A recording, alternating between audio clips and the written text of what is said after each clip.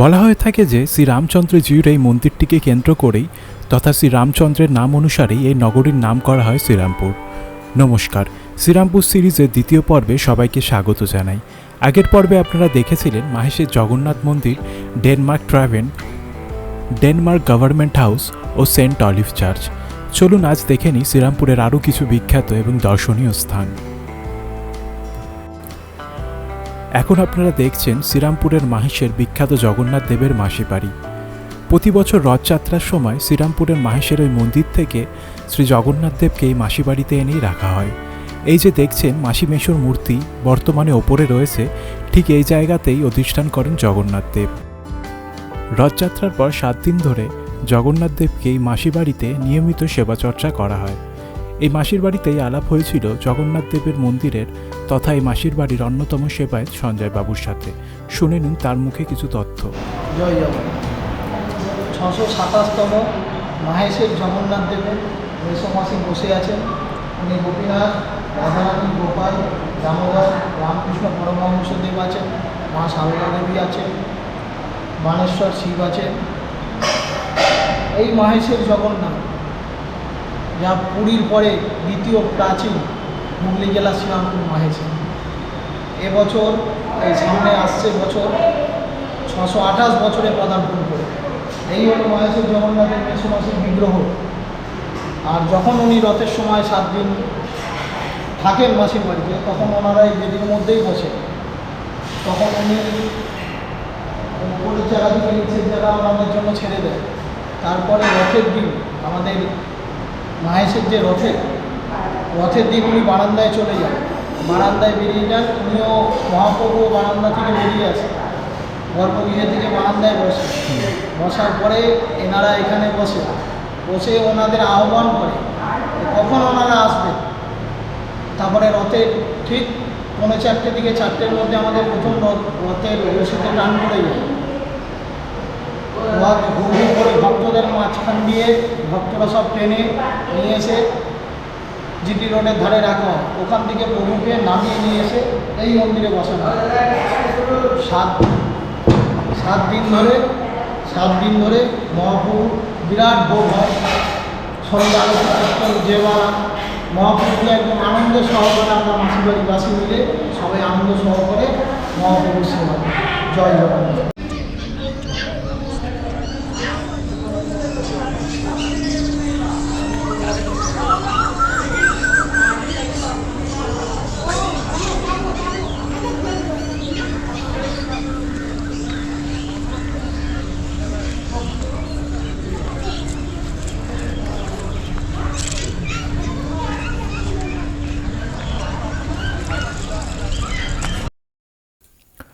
শ্রীরামপুর শহরের মানিকতলা অঞ্চলে অবস্থিত রাধাবল্লভজিউর এই মন্দিরটি অত্যন্ত প্রাচীন এবং জাগ্রত একটি 1764 খ্রিস্টাব্দে মহারাজ নারায়ণচন্দ্র মল্লিক এই মন্দিরটি নির্মাণ করেন।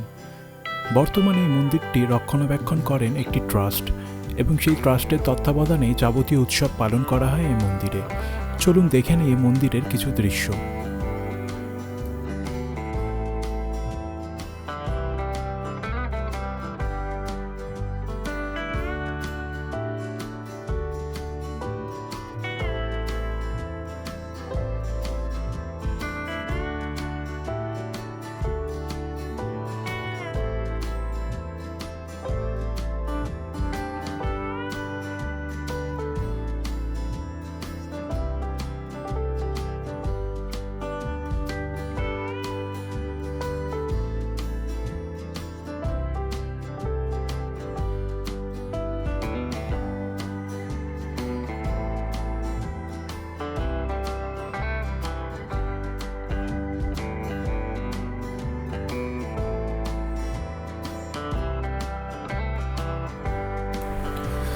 এখন আপনারা দেখছেন শ্রীরামপুরের বিখ্যাত রাজবাড়ি তথা গোস্বামী রাজবাড়ি। শ্রীরামপুর রাজবাড়ি বলতেই সবার এক কথায় এই গোস্বামী রাজবাড়ির কথাই মনে পড়ে।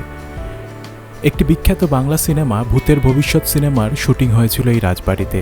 তারপর থেকেই তরুণ প্রজন্মের কাছে এই রাজবাড়ি আরও বিপুল জনপ্রিয় হয়ে উঠেছে। চলুন জেনে নিই রাজবাড়ি সম্পর্কে কিছু তথ্য এবং দেখে নিই তার অন্দরমহল। শ্রীরামপুরের তৎকালীন মহারাজ মনোহর রায় রাম গোবিন্দ গোস্বামী নামে এক পণ্ডিত মানুষকে এই বাড়িটি দান করেছিলেন। সেই রাম গোবিন্দ গোস্বামীর নাম অনুসারেই পরবর্তীকালে এই রাজবাড়িটির নাম হয় গোস্বামী রাজবাড়ি। বর্তমানে এই রাজবাড়ির পুজো তথা দুর্গাপুজো অত্যন্ত প্রসিদ্ধ। বিভিন্ন প্রান্ত থেকে এই দুর্গাপুজো দেখার জন্য লোকজন এসে সমাগম করেন এই রাজবাড়িতে। যখন কাছ থেকে দেখছিলাম এই রাজবাড়িকে অত্যন্ত আশ্চর্য লাগছিল।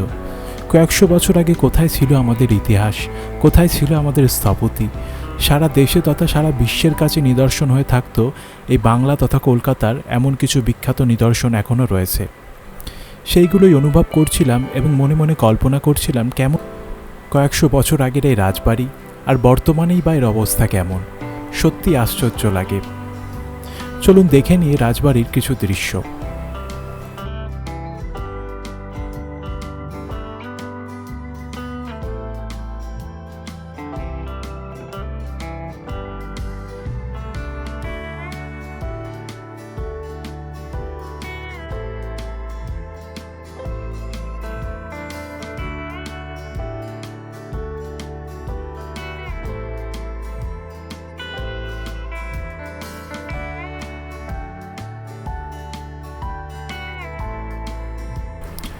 এখন আমরা যেদিকে চলেছি এই অংশটিকেও শ্রীরামপুর রাজবাড়ির একটি পার্ট বলে মনে করা হয়। এইখানে বর্তমানে জনসাধারণের প্রবেশ নিষেধ। জায়গাটি অত্যন্ত সংরক্ষিত।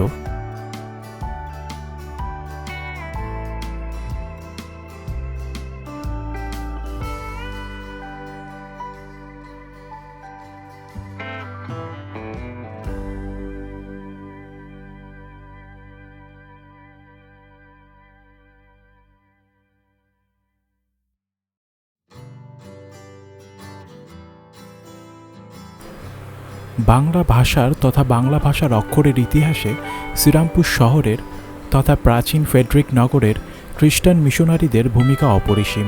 তারাই সর্বপ্রথম বাংলায় ছাপা অক্ষর তথা সেই ছাপানোর যন্ত্র নিয়ে ভারতবর্ষে আসেন এবং তার মাধ্যমে খ্রিস্ট ধর্মের প্রচার শুরু করতে থাকেন।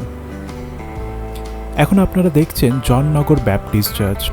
এটি শ্রীরামপুর শহরের অন্যতম প্রাচীন এবং প্রসিদ্ধ একটি চার্চ। আমি গিয়েছিলাম বিকেলবেলার দিকে। সম্ভবত রবিবার দিন সকাল 8টা থেকে 10টা অবধি খোলা থাকে এই চার্চ, আবার বিকেলবেলায় খোলে। আমি যেই সময় গিয়েছিলাম মোটামুটি ফাঁকাই ছিল।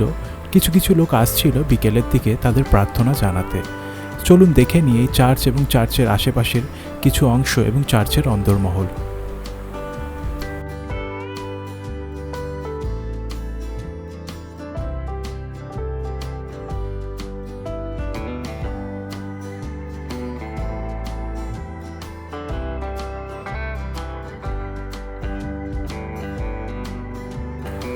আঠেরোশো 22 খ্রিস্টাব্দ নাগাদ এই খ্রিস্টান মিশনারিরা শ্রীরামপুরের আশেপাশে একটি মিশনারিদের গ্রাম তৈরি করেছিলেন। পরবর্তীকালে তাদের সহযোগিতার এবং তাদের ঐকান্তিক ইচ্ছায় এই চার্চ গড়ে ওঠে।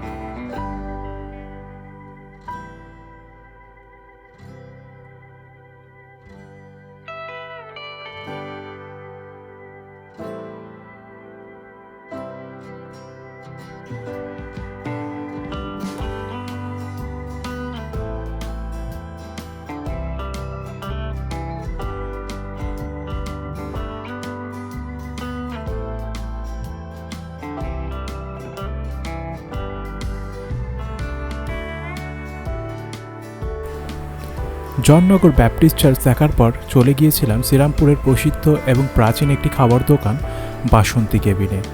সকালবেলা থেকে বিকেলবেলা 2 বেলাতেই এখানে খাবার পরিবেশন করা হয় এবং দুপুরবেলা এটি বন্ধ থাকে।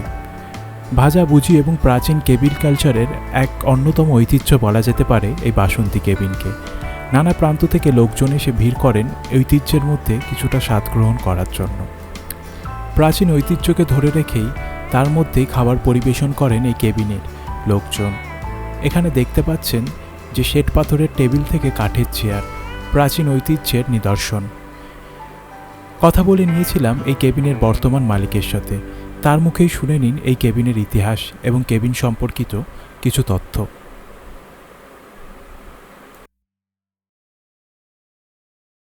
নামটা বলুন। আমার নাম তপন বৈরাগী। হ্যাঁ, দোকানটা 90 বছর পুরোনো। আমার দাদুর দোকান, দাদুর পর আমার বাবা, তারপর আমি এটা চালাচ্ছি এখন। এটা সম্ভবত শ্রীরামপুরের প্রথম কেবিন। শ্রীরামপুর কেন, শুধু শ্রীরামপুর তথা হুগলি ডিস্ট্রিক্টের প্রথম কেবিন। এখানে আমাদের কেবিন ছিল, সেই হিসেবে আমরাই প্রথম। আর কি বলবো, আর খোলে কখন? সকালে মোটামুটি 6টা থেকে 10টা অবধি ব্রেকফাস্টটা হয়, তখন এই বাটার টোস্ট অমলেট ফমলেট হয়। আর বিকেলে actually chop, cutlet, Mughlai, chow mein, biryani এগুলো সবই 4:30টার পর থেকে, মোটামুটি 4:30, সোম থেকে শনি কোনো বন্ধ নেই প্রত্যেক।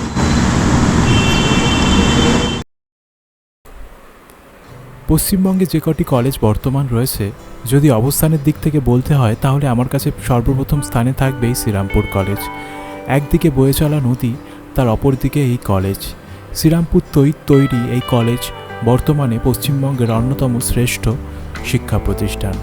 কিন্তু দুর্ভাগ্যের ফেরই বলুন বা কপালের ফের, আমি যেদিন গিয়েছিলাম সেই দিন এই কলেজ বন্ধ ছিল। পরবর্তীকালে কোনো এক সময় পারলে গিয়ে এই কলেজ সম্পর্কিত নানান তথ্য এবং এই কলেজের অন্দরমহল তুলে ধরার চেষ্টা করব আপনাদের সামনে।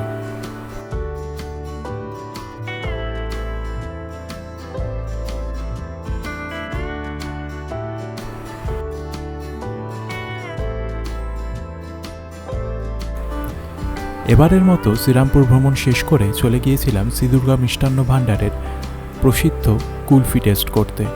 30 টাকার বিনিময়ে পেয়েছিলাম এই কুলফিটি। সত্যি স্বাদ ছিল অতুলনীয়। এই শ্রীরামপুর সিরিজ আপনাদের কেমন লাগলো অবশ্যই জানাবেন। ভিডিওটি ভালো লাগলে চ্যানেলটি অবশ্যই সাবস্ক্রাইব করবেন এবং ভিডিওটি শেয়ার করতে ভুলবেন না। এভাবেই পাশে থাকুন, সাথে থাকুন। দেখা হচ্ছে পরবর্তী ভিডিওতে। ধন্যবাদ।